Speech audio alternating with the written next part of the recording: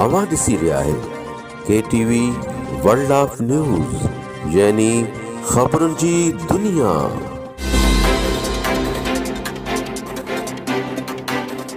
गुज़रियल राति ॻाھيجا ٿاڻي जी हद ॻोठ अलाह वरायो बुरड़ो में नामालूम चोरनि सफ़ियुल बुरड़े जे दुकान खे खाट हणी लखी रुपयनि जो सामान खणी फरार थी विया।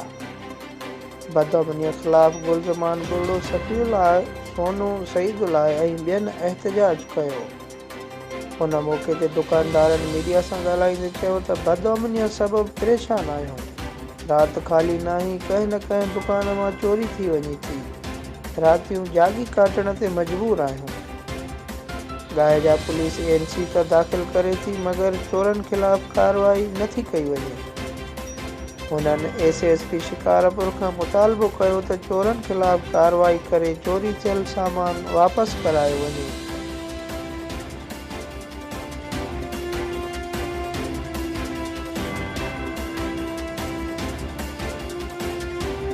ख़बरुनि जी दुनिया।